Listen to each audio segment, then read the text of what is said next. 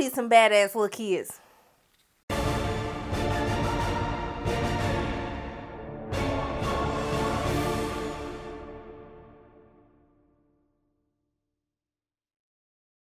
Hey everyone, it's Sharana from Pay or Wait, and today I'm going to be reviewing Mid-90s, which is written and directed by Jonah Hill. This is actually his directorial debut, which has gotten a ton of buzz, okay? And so it stars Sonny Soldier, who you may know from movies such as The Killing of Sacred Deer, also To the House with the Clocks on the Wall. And so he plays this 13-year-old teenager called Stevie. He he was 8 years old. The whole time I was like, this little boy looks so damn young. I cannot believe that he's a damn teenager in this movie, but okay. And so I call this movie more so a documentary than really a movie. And I'll explain that towards the end.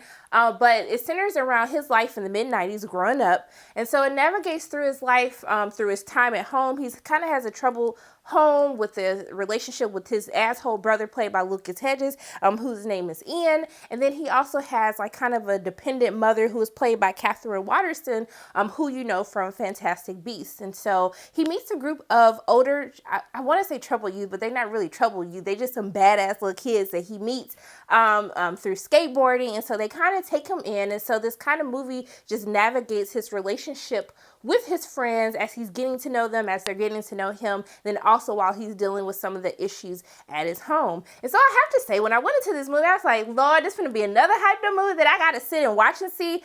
But it actually wasn't painful to watch. I actually had a great time watching the film. I laughed during the film. I will have to tell you that it's a lot of profanity in this film. It's a lot of N-words in this film. I was like, ooh, I was triggered a little bit. I was like, well, we got all these N-words, but it works for the movie. Just have some badass little kids be talking, especially in the 90s. So it all made sense to me, and I think it was very interesting to watch, like, kind of what kids were doing in the 90s, even from seeing scenes where people were just hanging out at people's houses. I was like, oh, I miss those days. Why can't we just have kickbacks at houses? Why everybody want to go to the clubs and the parties these days?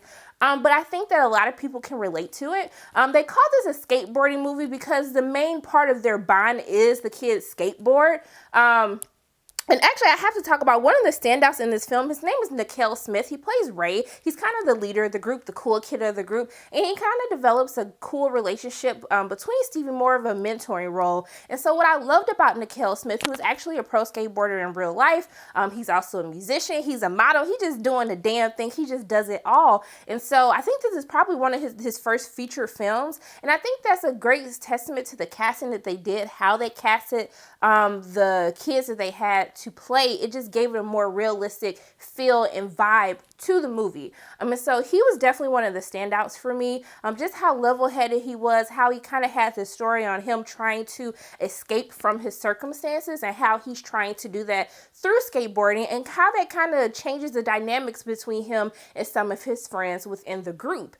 And so what I can say is, while I enjoyed the film, I did have some issues with the film. The film has a runtime of 85 minutes, and it didn't feel super long to me. There were a few bit moments of like pacing towards the middle of the film, but overall, I didn't feel like I was like, oh my God, when is this movie going to end? But what I can say, and why I look at this more as a documentary than necessarily a film, is because I don't feel like stories were fleshed out. And this could be a good and a bad thing. Because I was so engaged and entertained by the core group of Stevie's friends, I wanted to learn more about them. We were kind of given tidbits, like a high overview, like, hey, this is what's happening in Ray's life, or this is what happened in Ruben's life. Like, we were given that, but because there were so many different backgrounds that made up his core group of friends, I wanted to see them dive in a little bit more into it. But this is truly Stevie's story.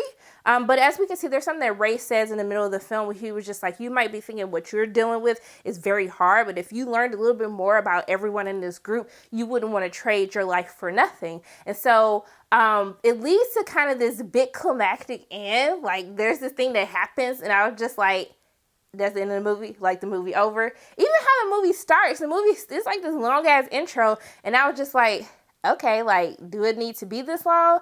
Yeah, I needed to take what y'all was doing for this intro and put more into the end of the film. And so I feel like a lot of people will leave the theater feeling a little bit unsatisfied, feeling like there was a lot that was left on the table that we didn't get to see as far as mid-90s. But I will have to say that you guys are definitely going to enjoy the soundtrack of this movie, which was very enjoyable to watch, like in the different scenes of the film, how they integrate the hip hop of the 90s into the film as well. But I think overall, this is a very good start for Jonah Hill. I don't think it was a bad start at all. I think he's getting a lot of great buzz. But this is where the review is going to get a little iffy, you guys. While I enjoyed the film, I had fun, I still felt unfulfilled, especially with the ending of the film, making me feel like I was just watching a documentary into some badass little kids skateboarding lives.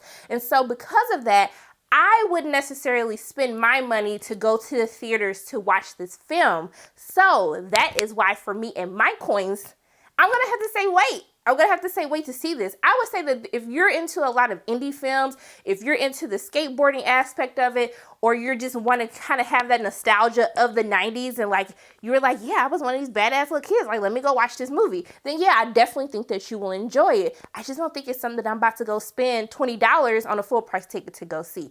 So those are my thoughts on mid-90s. As always, my name is Sharonda from Pay or Wait. And if you like what you saw today, make sure you hit the like button, hit subscribe, share this video with your friends. Make sure you hit that notification bell, and I will see you soon.